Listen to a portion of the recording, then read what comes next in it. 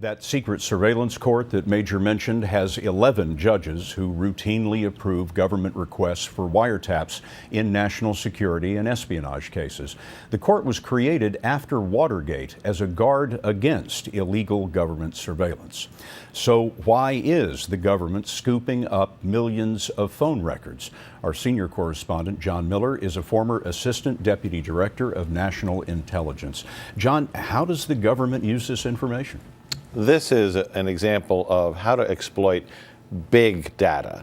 That's metadata. It's really data about data that is in the hundreds of millions, in the billions of pieces of data. And in its size, it offers almost built-in anonymity, because what you're not seeing is the name of the account number and who the phone or the content of the calls.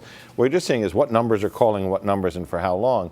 Now, they don't look at that. What they look at is they look at the terrorist phone numbers overseas, and then they run those against this big data. And what they learn is how many numbers in the United States are talking to known terrorist numbers overseas.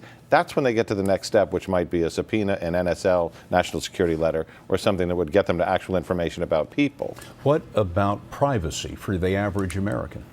Well, the privacy is built in the idea that they're not dealing with names. They're dealing with metadata. So the argument would have to be made just by having my number, even though you don't know it's my number until it actually connects to some terrorist plot, doesn't violate my privacy.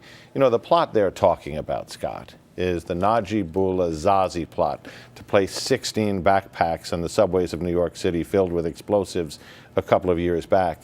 And that was a long dormant email account that was used by a terrorist affiliate, Al-Qaeda, overseas, that suddenly they found communicating with an IP address that resolved to Denver.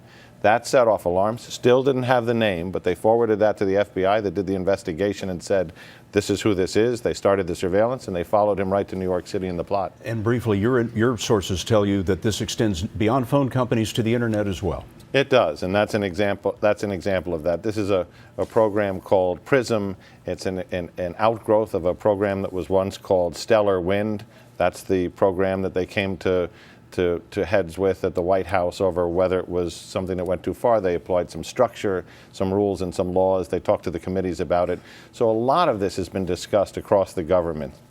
John, thanks very much.